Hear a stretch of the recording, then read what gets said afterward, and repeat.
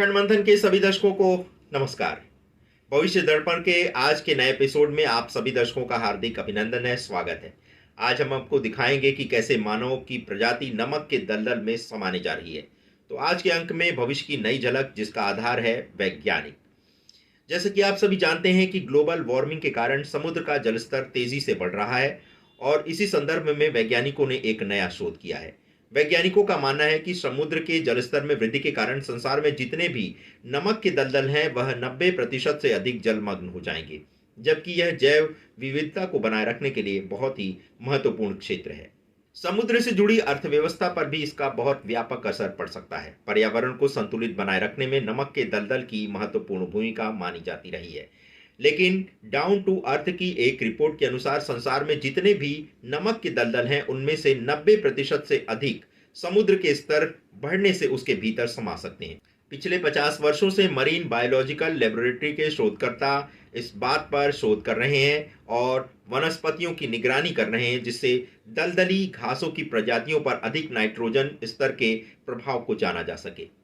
लेकिन इसी नई रिसर्च ने उनकी चिंता भी बढ़ा दी है। 28 मार्च को प्रकाशित रिपोर्ट में वैज्ञानिकों ने यही पाया कि अधिक नाइट्रोजन स्तर से वनस्पतियों को लाभ होता है और दलदली सतह में भी विस्तार होता है। किंतु यदि समुद्र का जलस्तर बढ़ा तो नमक के दलदल के डूबने की स्थिति में यह इकोसिस्टम कायम नहीं रह पाएगा।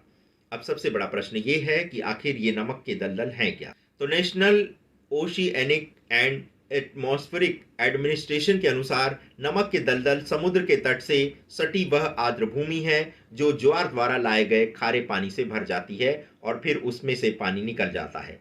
ये दलदली होती है क्योंकि ये गहरी मिट्टी और पीट यानी कि वनस्पति के सड़ने से बनती है, जो कि कई फीट तक मोटी हो जाती है। पानी से भरे होने के कारण और जड़ों के कारण ये काफी स्पंजी होती है। नमक की दलदली भूमि को मत्स्य पालन, समुद्र तट और उसके आसपास बसे लोगों के लिए आवश्यक माना जाता है। ये वहाँ की अर्थव्यवस्था और संस्कृति के अभिन्न हिस्सा भी हैं। यह क्षेत्र कई समुद्री मछली प्रजातियों के लिए भोजन भी उपलब्ध कराते हैं, उन्हें शरण भी देते हैं और उनके लिए प्राकृतिक आवास भी उपलब्ध कराते हैं। 75% से अधिक मत्स्य प्रजातियां इनके भरोसे हैं, जिनमें झींगा, नीला, केकड़ा और कई प्रजाति की मछलियां सम्मिलित हैं। नमक के दलदल समुद्री लहरों से भी तटों के कटाव को रोकते हैं और उनके लिए एक दीवार का कार्य करते हैं। ये वर्षा जल को धीरे धीरे सोखते हैं और उसे फिल्टर करके पानी की गुणवत्ता की रक्षा भी करते हैं और अतिरिक्त पोषक तत्वों को भी मेटाबोलाइज करने में सहायता करते हैं। किंतु जब समुद्र के जलस्तर में वृद्धि होगी तो छोटे दलदली पौधों के लिए जगह नहीं बचेगी और वे इस तरह से डूब जाएंगे और उनका जीवन संकट में पड़ जाएगा। तब सिर्फ यही हो सकता है कि नमक के दलदल को ऊपर की ओर खिसकाया जाए।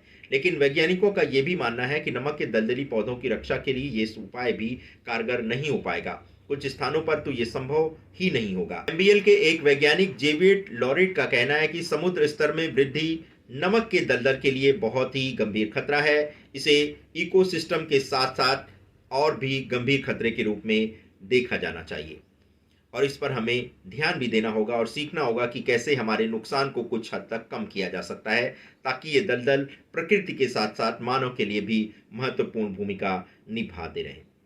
और यदि नमक ही नहीं होगा तो दर्शकों फिर मानव जीवन के लिए भी एक संकट खड़ा हो सकता है, क्योंकि हमारे शरीर में नमक का होना बहुत आवश्यक है और नमक के कम होने से हमारा जो ब्लड का जो सर्कुलेशन है, यानी जो हमारे रक्त के प्रवाह पर भी इसका बहुत ही बुरा असर पड़ता है और ये लो ब्लड प्रेशर की समस्या को भी पैदा कर सकता है। तो ये था हमारा जो वर्तमान विश्लेषण। आपको हमारा ये विश्लेषण कैसा लगा? अपनी राय हमारे व्हाट्सएप नंबर 7905414965 पर दे सकते हैं। दर्शकों, ये जो अध्ययन था ये वैज्ञानिक अध्ययन था और उसका जो निष्कर्ष निकला है वो हमने आपके समक्ष प्रस्तुत कर दिया है। तो देखते रहें अखंड मंथन। मिलते हैं एक नए अंक के साथ, तब तक बने रहें हमारे साथ। मिलते हैं। नमस्कार।